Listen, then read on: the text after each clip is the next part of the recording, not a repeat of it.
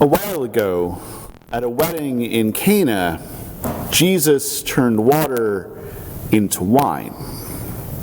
In our reading today, Jesus has returned, and word has gotten around. Do you know who I saw at the market the other day? Jesus, the son of Joseph from Nazareth. You remember? The guy from the wedding. And word hasn't just gotten around Cana and the countryside. It's spread all the way to Capernaum. And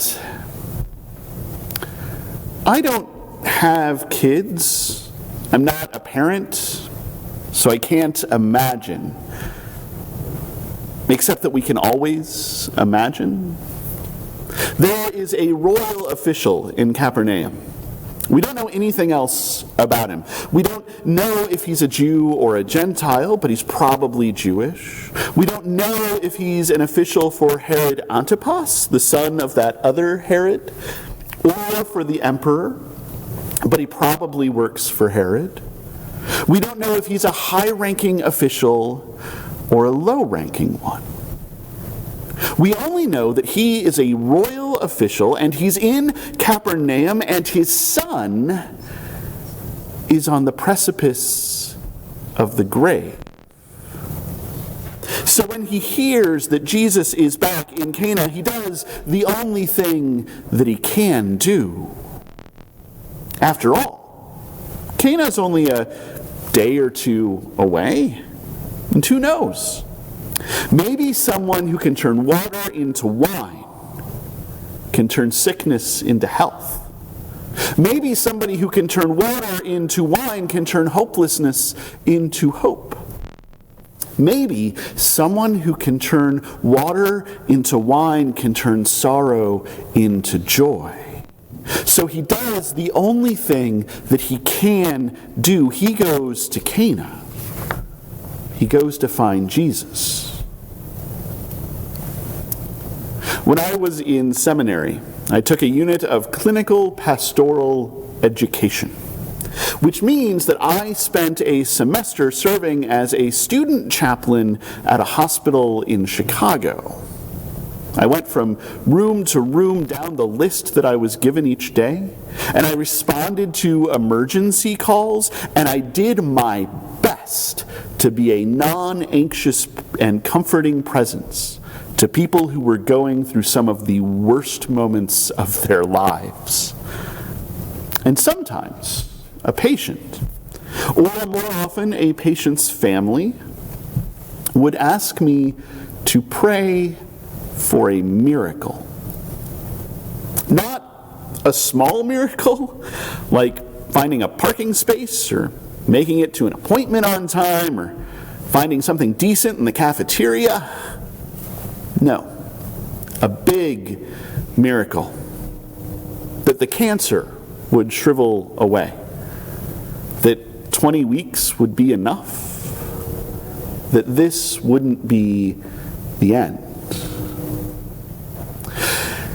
And I was always uncomfortable with that, because the thing about miracles is that they're miracles.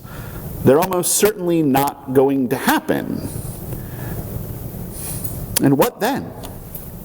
What do you do when it turns out that your faith isn't enough? What do you do when it turns out that the prayers of this kid who is play acting at being a chaplain aren't enough? What do you do when the sorrow and hopelessness and sickness remain? What do you do when the water of your tears is still there? So I would pray for God's will to be done. I would pray for God's healing to be present. I would pray in a way that would sound just a little like I might be asking for a miracle, but that didn't actually quite ask for a miracle. Because what do you do? I don't have kids. I'm not a parent, so I can't imagine, except we can always imagine. We don't know how this royal official finds Jesus.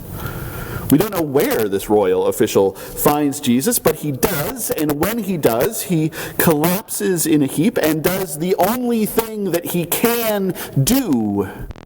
He begs, "Please, come with me to my home in Capernaum where my son is lying on the precipice of the grave. Please, you turned water into wine. Turn sickness into health. Turn hopelessness into hope. Turn sorrow into joy.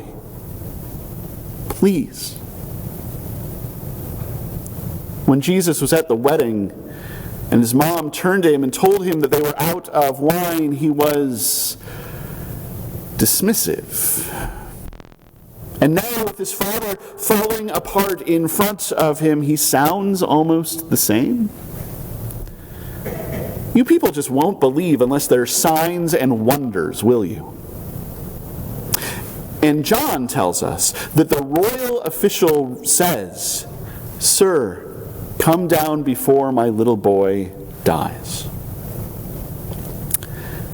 And I will tell you, I don't buy it. Not for a second, not at all, because I might not have kids, I might not be a parent, so I can't imagine except that we can always imagine. I don't believe. I worked for 2 days to find you. Right now, at this moment, you are the only thing I believe in, because you are it. You are the last hope that I have. You are the last hope that he has. He is going to die.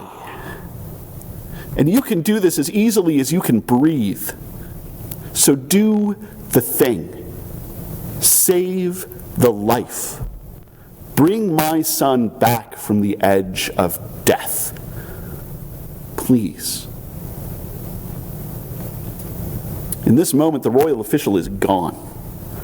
There is no rank, there is no station, there is no title. I doubt that there is even a name. There is only the anger and the sadness and the love that this parent feels for their child. And I wonder if in this moment, Jesus sees himself.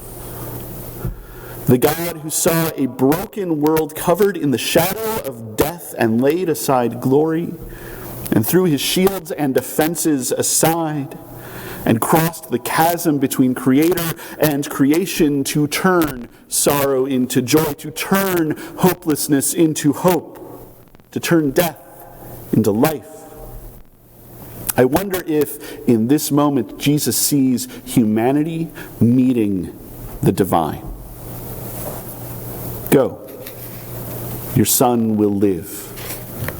And the parent believes, and the parent goes. The thing about miracles is that they are miracles. They're almost certainly not going to happen. I still don't like to pray for miracles, but I get it. There are moments when everything that we present to the world, all of our ranks and stations and titles, when all of our power and privilege and prestige, when all of our shields and defenses fall away. And we are left with nothing but the anger and the sadness and the love. And all that we can do is collapse in a heap and beg for God to turn sorrow into joy, to turn hopelessness into hope, to turn death into life. Sometimes those moments happen in hospitals, when the doctors and nurses and the most special of specialists have done everything that they can do.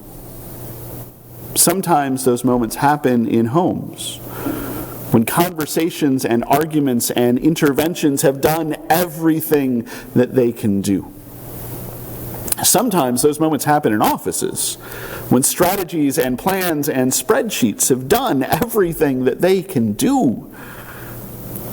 Let's be honest, those moments can happen anywhere. Wherever there's just us and Jesus and that humble little bit of faith that we have.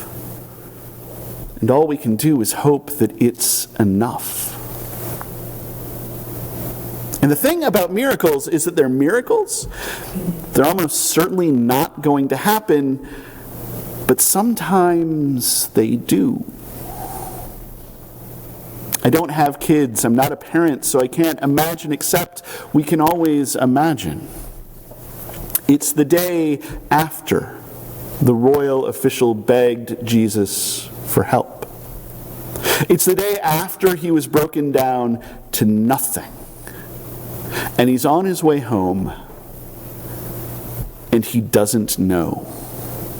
Yesterday he believed. Yesterday he was certain. But today he's on his way home and doubt has crept in. What if it was just water into wine? What if all of this was for nothing? What if he wasn't at home at his son's bedside holding his hand when... And a couple of his slaves find him on the road and tell him the good news. We were just on our way from Cana to find you. Your son is better. At 1 o'clock yesterday afternoon, his fever just went away. And the royal official remembers that this was the moment when Jesus told him that his son would live. And he believes. And he tells these slaves the story. He tells everyone the story. And his whole household believes. And I don't know what happened next. But I hope that royal official took the grace that he had been given and shared it with his household and his neighbors and anyone else who he could find.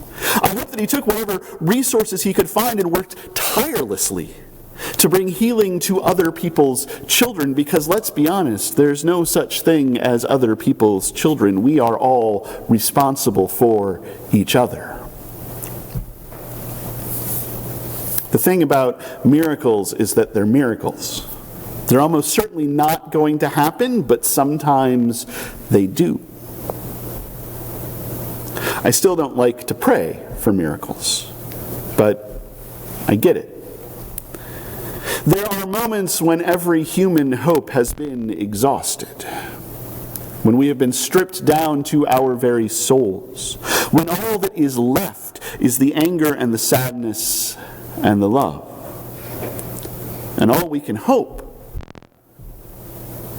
is that the humble little bit of faith we have is enough. And sometimes it is. So if you're in that place and there is nothing left and you need a miracle, then by all means pray for a miracle. I will pray with you. And the rest of the time,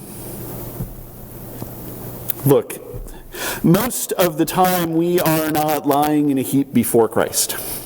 Most of the time we are standing here with our ranks and stations and titles, with all of our power and privilege and prestige, with all of our shields and defenses. Most of the time there are people lying in heaps before us, with pleading faces and outstretched hands, begging for a miracle.